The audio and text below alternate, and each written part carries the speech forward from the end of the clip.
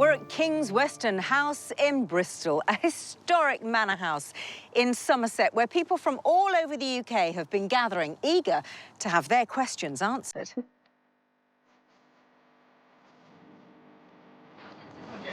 We've been overwhelmed by the sheer number of people wanting to meet the experts to try to solve secrets in their family's past. Our surname is Ecott, and we've never met another Ecott. We don't know anything about the surname, so we're here today to try and find out a bit more. Rumour is that my grandmother was a land girl who had a fling with a wealthy landowner, and my father was the result, and so he was adopted. And I'd like to find out more about the grandparents. And getting ready to tackle today's family mysteries, our team of experts. Genetic genealogist Brad Argent will be revealing the results of a DNA test that could rewrite one family story forever. So your family's just got a lot bigger. Wow. Historian and law lecturer Onyeka Nubia solves the mystery behind one man's ancestor with some surprising news. Fraudster. Dear, oh dear. But a survivor too. And preparing to search for a celebrity connection is historian and writer Tessa Dunlop. Am I related to someone famous? It's one of the top questions that people ask us. Well, Tiffany Teasdale has heard stories in her family about connections to one of the world's biggest music stars. So, is she related to the Rocket Man, or will we go breaking her heart? When we were growing up, if Elton John came on the TV, then my dad always used to joke that he was our family.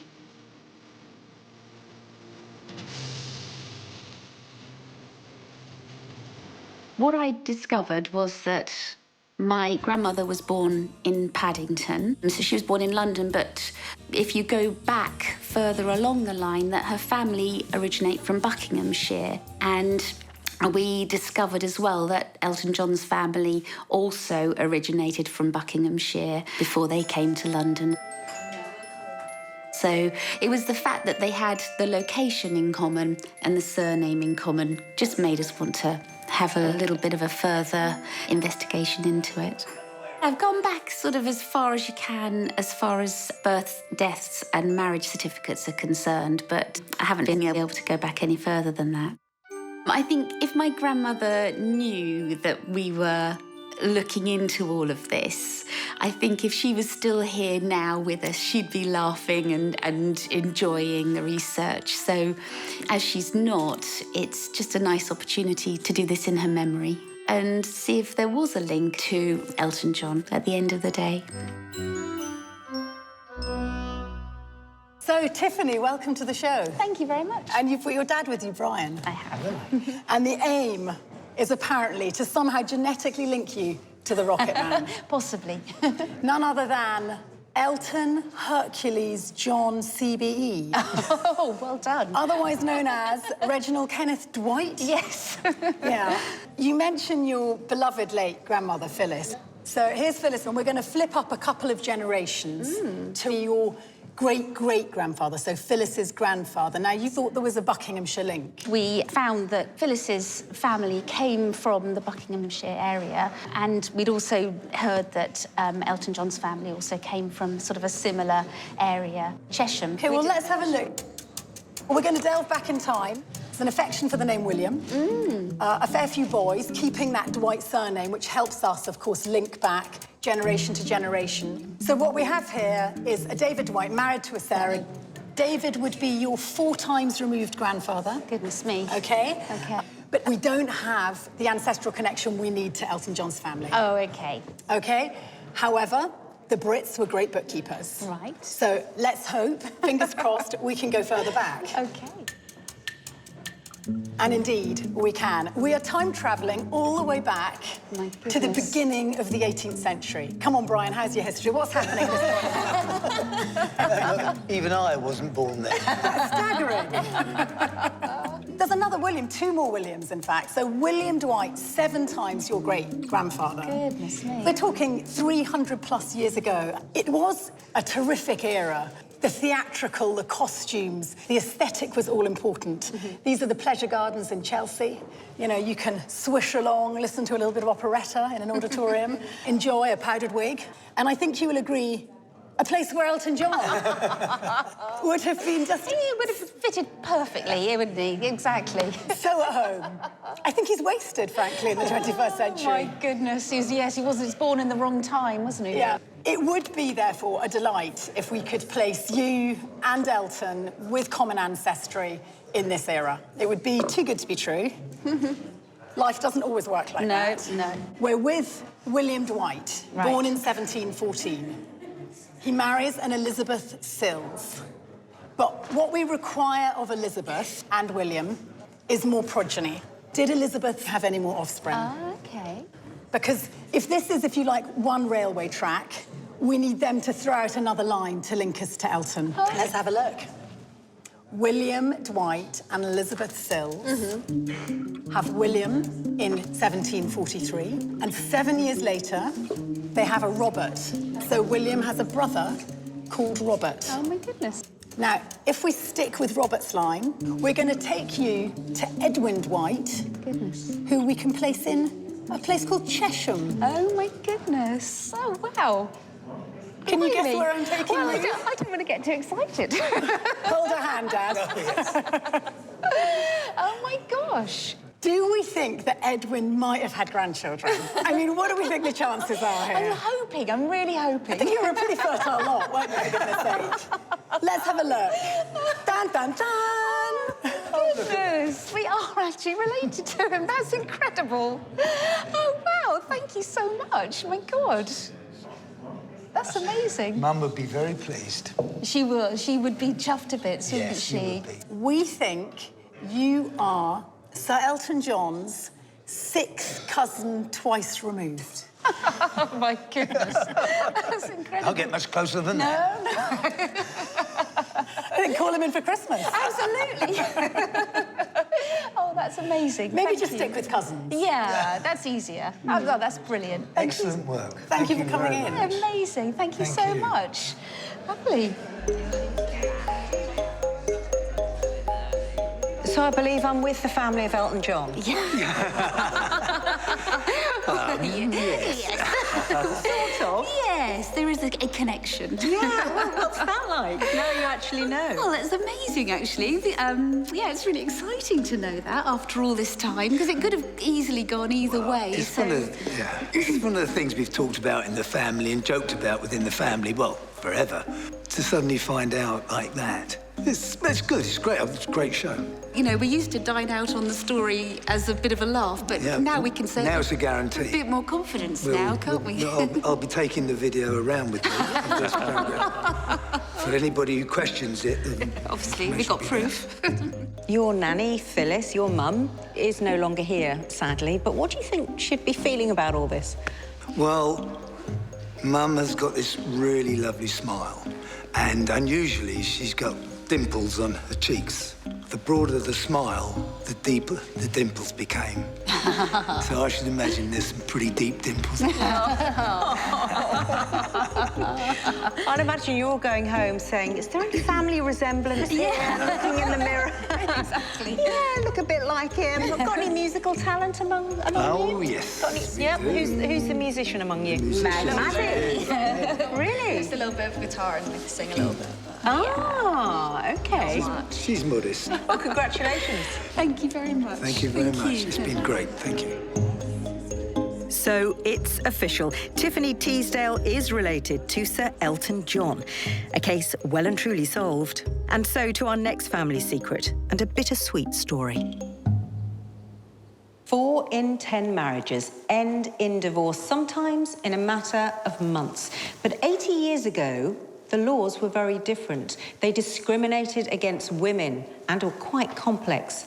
Former British triathlete Caron Rogers from Bournemouth wants to find out more about a scandalous affair and a broken family.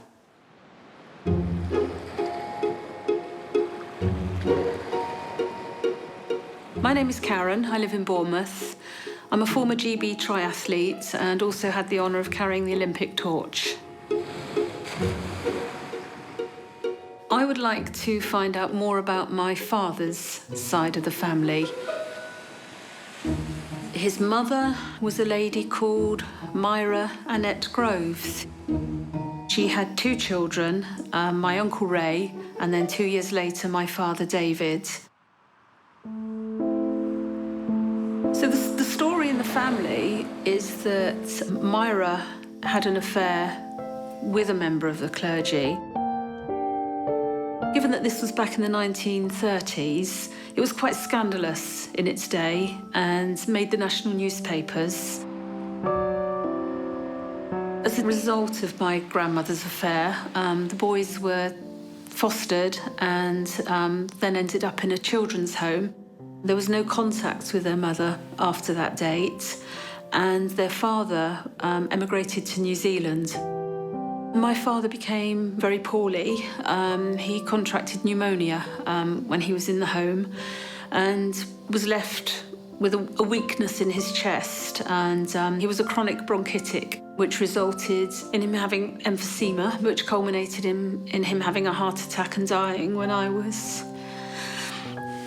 Sorry. I've not said it out loud before. When I was 18.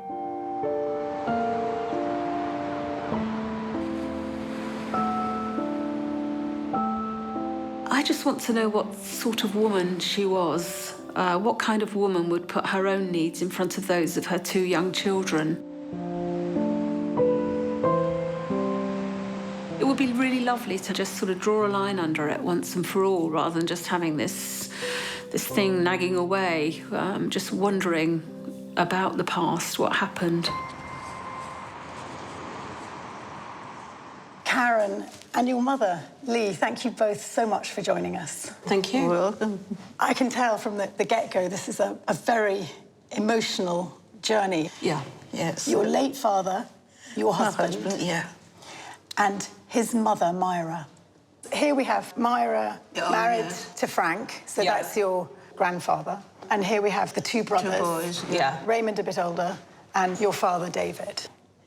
To date, what do you feel you know? What I've been led to believe is that Myra had an affair with a member of the high clergy, and it was quite, I believe, quite scandalous. Hugely? In the 30s. Yes. It certainly would be. We know that my father and his brother were put into care, ultimately ending up in Liverpool, which is where Mum and Dad met. Did he confide in you, talk about his past? No. Obviously very reluctant to speak about their parents. The good news is we found a lot of documents relating to your grandparents. We can find your grandmother, Myra, in 1930, thanks to the Electoral Register. OK, right. And you can see she's living in Wembley, North London. That's interesting. Yes, because we thought they lived in Ascot. So they obviously split up very early on in the marriage, then. It's clear from this that she's not living with Frank, her husband. Oh, interesting. But I think this next piece of information will prove surprising. Oh. Here we have a petition for a divorce. Myra Annette Groves is petitioning to divorce Frank. Oh. A lot of this has been redacted, but you can see the crucial point. Here we have the humble petition of Myra claiming that the respondent has frequently committed adultery. Oh. So she's arguing that Frank is an adulterer. Interesting. Oh. She's filed for divorce, not him. Yes. That's the total turnaround. I can't stress enough just how difficult it was for a woman to get a divorce then. There was a slight change in the law in the 1920s, but the odds were stacked against a woman. It was weighted in favour of the man. A few months later, what do we have here? Now, what's Frank doing? OK. Frank... So he's filing for divorce now. And redacted here, we know that the man he is accusing of adultery with his wife... OK. was indeed a man of the cloth, a reverend. Oh, okay. So that's true. Yes. Right. Yes. The problem is, if both sides of the couple were saying the other was an adulterer, you were less likely to get a divorce. Let's have a look at what happens next. If I could just focus you here on this line. The 2 children were removed from the mother and given into custody of the father by order of court at Windsor, 1933. Well, I heard that Frank got custody because I thought, well, that must have been very unusual in those days. That's where you're wrong. And that's how fast things have changed in the last century. Until 1925, custody of children over 7 was automatically granted to the father. Gosh. Oh, that's interesting. And it wasn't until the 70s that women had an equal say or an equal weighting in matters of custody. Culturally and legally, things are still weighted in Frank, the father's favour at this stage. The law changes in 25, but things take a while to catch up on the ground. So we know that the courts found in favour of Frank, but now he's saying he's not in a position to look after the 2 boys. Hence them going into care. Gosh. Let's read on down. Note, applicant does not wish the mother to know of the steps he is taking. Wow. Oh. Legally, she was effectively cut out. Yeah. That's shocking. Wow. So, all contact severed. Yeah. Sheds a whole new light on this picture, really, doesn't it? Yes. Actually, now, perhaps that's actually a picture of a loving mother with her boys. We're going to now return to the divorce petition belonging to Frank. He writes, of the said marriage, his wife of the said marriage, is now living with 2 children, namely your Uncle Raymond, David John, your father, and a female child. No. Oh. Born on the 5th of April, 1933. Crucially, paternity whereof is an issue. Whoops. So that suggests that the vicar in question was offering more than just tea and sympathy. Gosh, she was quite a lady. Good Lord. My goodness. So, so the boys had a little sister. And I've got an auntie that I've never known about. Yeah. My goodness. Wow. This gets better and better. In a way. Yeah. Let's take you on to the final stepping stone, if I may. Yes. What we have here is Myra's death certificate in Berkshire, 1993. Gosh. What's interesting is the person with her at the time of her death. Oh, was her daughter? Was her daughter. My goodness. So she had her daughter by her side for hopefully her life, really. Yes, good. Given that she didn't have the boys, she had. Yeah, she had something. One of her children with her, which is nice. Her daughter may still be alive. I can tell you that she was at a registered address and still alive in the 2017 electoral register. Gosh.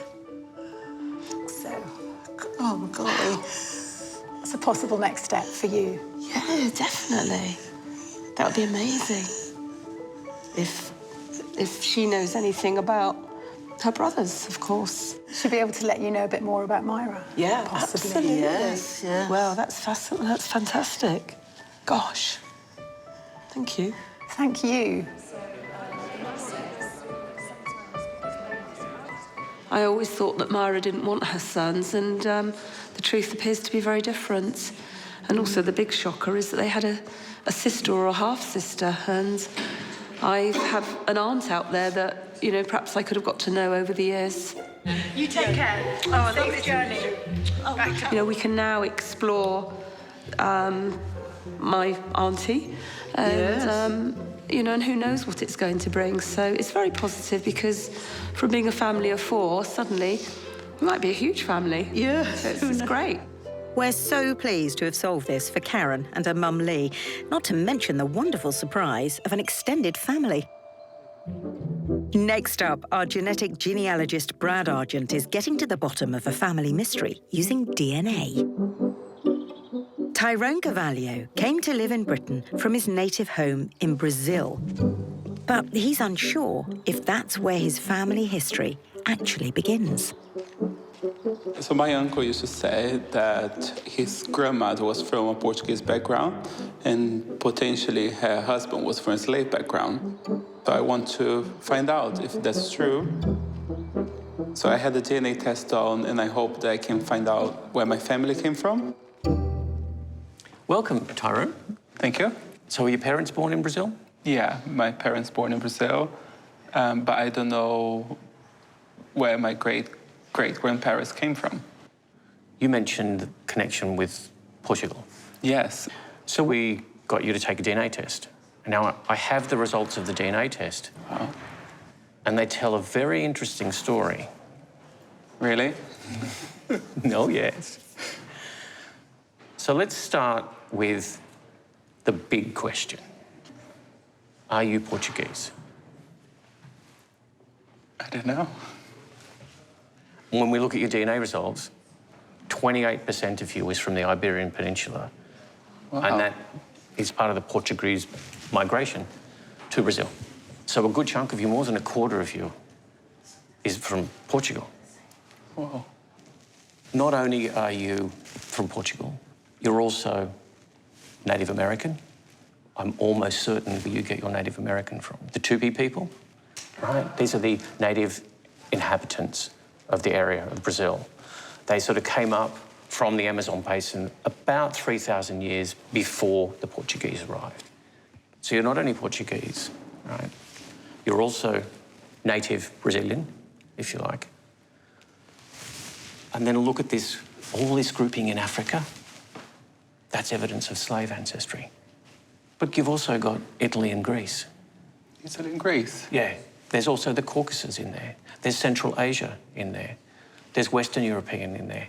Wow. Right? There's Great Britain in there. There's Scandinavian in there. But there's still a little bit that I haven't told you. Really? Well, one of the things that happens when you take a DNA test is we connect you with other people that have already taken a DNA test. And you have 44 fourth cousins or closer. Really? Yeah. Now, do you know what a fourth cousin is? No. That means you share a great-great-grandparent in common. And some of these people have Portuguese names, and some of them have English names. But all of them are related to you. Really? So your family's just got a lot bigger. Wow. That's really exciting. This is great news. I didn't know. I thought there was somebody out there, but I didn't know there was so many.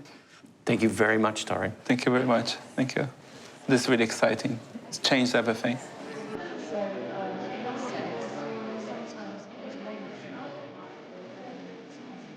You said this changes everything. What did you mean? It's really exciting. I don't even know how to start. There's going to be so much to research now.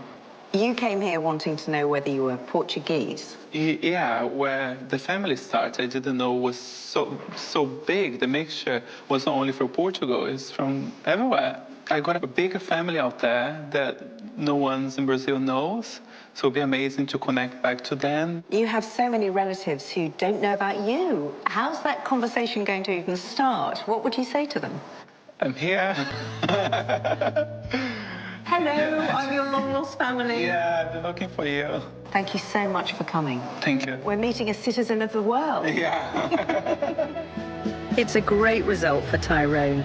Thanks to his DNA, he not only knows where his family began, he also knows it's a whole lot bigger than he thought. This is my family tree. And at the top of the tree is my 4 times removed great-grandfather. This, I believe, is my grandfather. What I'm trying to find out is what happened to him. 19th century Britain chose to rid itself of its undesirables by packing them into ships and sending them to colonies on the other side of the world. It was a cheap alternative to prison, with only the fare to pay. Well, Christopher James from Devon has discovered that his ancestor was transported to Tasmania, and he wants to know why.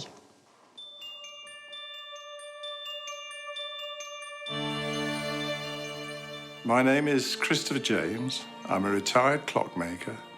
and I live in North Devon.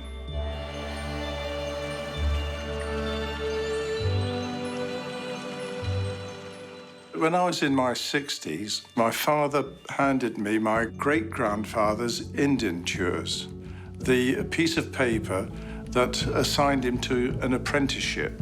And it informs me that my great-great-grandfather, William James, was transported beyond the seas for some felony. He served his sentence on Van Diemen's Land, Tasmania, but that's only hearsay. I have no evidence.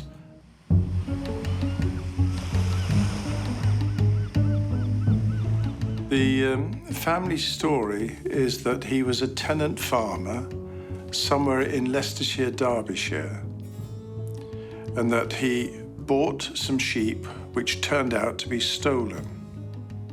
And so he was probably charged with receiving stolen goods. I'm anxious to know what happened to him, what happened to his wife. Was she made homeless? What happened to her eventually?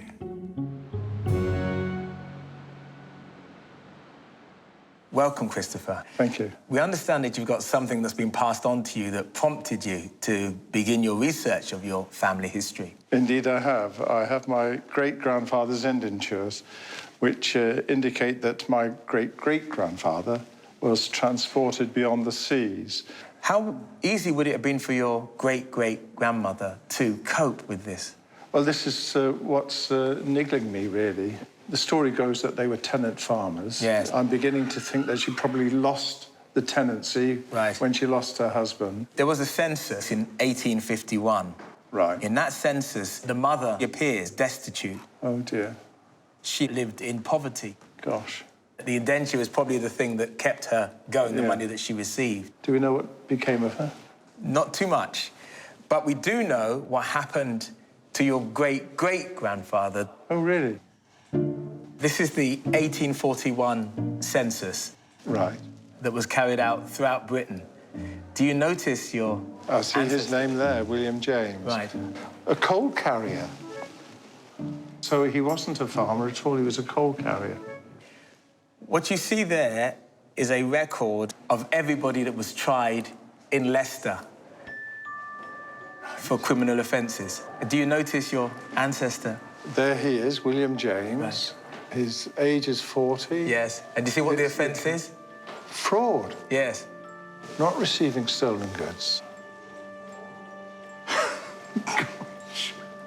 Oh, dear. On the second page, it says sentences, and it begins with death. The next one on, the next punishment on, is transportation. So, William James was sentenced to 7 years transportation. Right. Now, when we think of anywhere in Oceania, which includes Australia or Tasmania or New Zealand, as, you know, getting on an airplane and flying out there, we don't have the sense of horror, but this might shed some light on it. As Britain forged ahead in the Industrial Revolution of the 17th and 18th centuries, many people were still facing extreme poverty. In desperation, some turned to petty crime. But dealing with these criminals was a problem. Their offences didn't warrant a death sentence, but with already overcrowded prisons, a new solution was called for. Transportation was that solution. Floating prison ships were initially introduced, old Royal Navy vessels anchored along the coast of Britain. But in 1784, these great prison hulks were given the green light to lift anchor and take their prisoners overseas to the other side of the world. By 1788, 11 convict ships had arrived in Australia, docking in New South Wales. The list of penal colonies would later grow to include Van Diemen's Land, present-day Tasmania, Queensland, and Western Australia. It was a voyage that could take as long as 6 months and cover 16,000 miles, and life for those on board was far from easy. The unhygienic conditions led to the spread of diseases like typhus, cholera, and tuberculosis. How ironic that many who had escaped the death sentence in Britain should succumb to a potentially deadly disease. Life on board was cramped, harsh and brutal.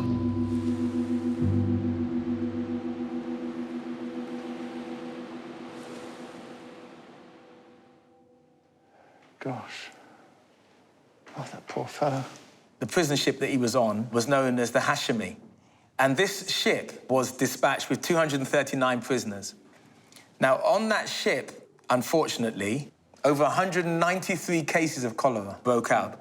Over 193. That's over two-thirds. That's over two-thirds. But your ancestor pulled through. What does that tell you? He was a tough old bird. Then the Hashemi got to Australia, but the ship was not allowed to dock. The general population had been whipped up to a frenzy. Oh, really? The Sydney Herald on the 11th of June reported that the population had refused and stopped the ship from docking. From docking? Because they had, in fact, been orchestrating a campaign, a whipped-up hysteria against convicts, saying that we don't want any more. So what on earth happened to them? So the ship stayed in dock for a period of time. Right. And they couldn't disembark. This is with cholera. Yeah, did he die on board? Your ancestor survived that too. Did he really? And eventually, he got his ticket of leave. How extraordinary. So he got his access to the mainland. To the mainland. So he didn't serve penance in Van Diemen's Land? No, he got his... He went straight to the mainland. And this is a copy of the ticket to leave. You see his name is written there? Yes. What's this saying on the side? Cancelled? Well, one of the conditions attached to the ticket of leave was that a convict must, for the duration of his sentence, regularly report to the authorities. But it appears that William didn't turn up for his roll call and likely made a bid for freedom. He's a real fraudster, peddler. Dear, oh dear. But he's a survivor too. Well, yes, indeed. A survivor. He's already done his penance on that ship, hasn't he? Yes, he's done his penance on his ship. So I want to thank you, Christopher, for sharing your story. It's been a fascinating journey. And thank you. Bless you.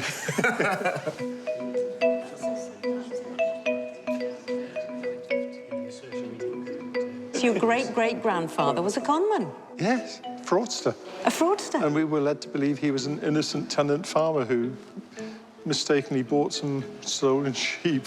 What do you think about that? It's extraordinary, but he was a survivor. My goodness, he was a survivor. That journey out is heartbreaking. You came here feeling there was a real blank hole in your family history. Do you go away feeling as though it's been filled? Oh, indeed I do, yes. It's been gratifying to journey through. Good. I'm glad we've been able to do it. Christopher, thank you very much. I'm really glad that you found some answers. Bless you. It's been a lovely journey. Thank you. It's so rewarding to help Christopher and all our visitors in Bristol understand more about who they are and where they came from. David Gilbert has traced nearly all his family tree, but there's one key person that's left him stumped. David's on a quest to find his grandfather's brother, Percy William Coleman, who became estranged from the family and then disappeared in 1913. My name is Dave Gilbert. I have 3 children, and my day job is a delivery driver. About 7 years ago, I found the family Bible that Mum had got stored away in the attic. A list of all the births and deaths of the family were recorded. I was astounded to find that there was somebody called Percy that I never knew existed. My grandfather, Luke, was the youngest. He was born in 1900. There was Arthur, Chris, Albert, and Percy was named as the first son. He was born in 1880. The only person that I could ask about the name was my mother, and as far as she was concerned, her father had 3 brothers, and Percy's name was never mentioned. She was as astounded as the rest of us. The only information that we've got is a letter that he wrote to his mother in about 1913. He says it's 7 years since my troubles began. What does he mean by troubles? We just do not know what happened to him. David, welcome. Hi, Brad. All right. Percy, this missing part of your family. Wonderful portraiture here of Percy's brothers, but Percy goes missing. We know he's born in 1880. Yes. Right? And then the last contact that he has with the family is in 1913, in this letter that he's written to his mum just before Christmas in 1913. What was the nature of the letter? He was basically apologising for not contacting them sooner. The letter itself left so many unanswered questions in that he seemed to owe money. He apologised that he'd not been in touch, but he'd been unwell, possibly planned to go to Canada to emigrate, and really he didn't seem to want anybody to know where he was, and that's the last that, as far as I'm aware, the family had any contact with him. So he just kind of disappears from history? That's right, that's right. Well, let's have a look at your family tree so we can kind of get some context around this. Yeah. Right. Here you are down the bottom, David, and then we can see, going back up through the Coleman line, we have a question mark around Percy. Percy, his history stops, as far as we're concerned, in 1913 with that letter, and we don't know whether he partook in the war or what became of him after that. We know from the 1911 census that he was working in insurance. This was around the time that he'd sent the letter to your mother. Right? He was an insurance agent, right, Yeah. going around and collecting insurance payments. But when the war broke out, 1914, Percy would have been 34 years old. Yeah. So not a young man, but young enough to serve. Yeah. One of the struggles we have with some of the First World War records is that a lot of them were, oddly, destroyed during the Second World War. So we have to rely on records relating to medals. Right. So we've had a bit of a look. And what you'll be pleased to know is that it's highly likely all of the brothers served in the war. Because here is a medal record. So we think we've found evidence here. Percy W. Coleman here, getting a medal. Good, good. So here we are now at the end of the war. It's 1919. When we look in the records, suddenly we hit something of a gap. We have the 1921 census, but we can't access that for a few more years. That's locked away. So there is this massive gap.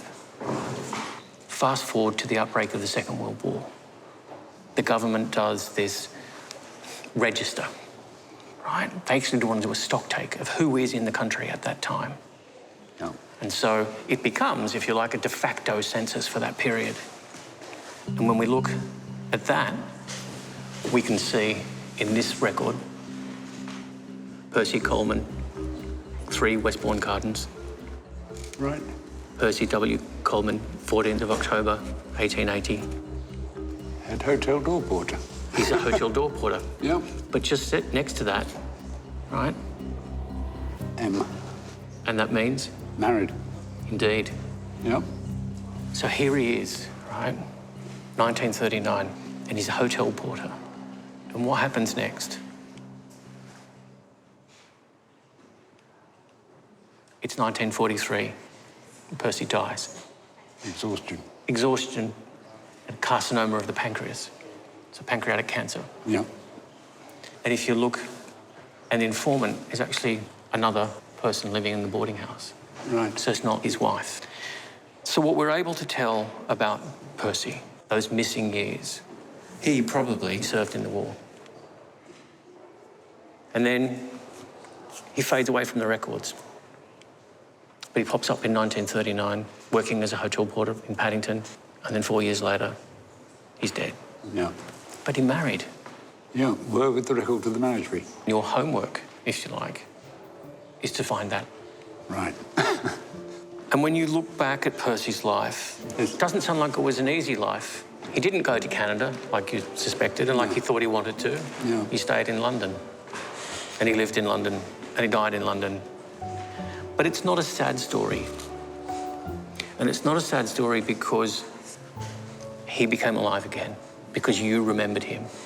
And now you've got a job to keep remembering Percy. I will. I certainly will.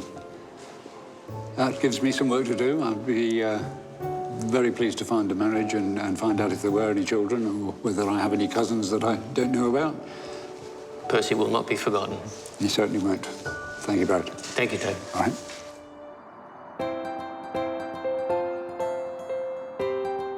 So, as far as you know from today, Percy was a good egg and not a bad man. That's right, that's right. That was what I always feared, that he'd had problems in the past. Did he get over them, or did they bring him down? And he got over them. Good for Percy. Good for Percy. Yeah, That's absolutely. a nice thing to go. And great news for David. He's spurred on now to find Percy's missing marriage certificate. It's been an exciting day in Somerset, solving mysteries and discovering lost family. But it's goodbye for now. Join us again soon when we'll be helping more people discover their place in history.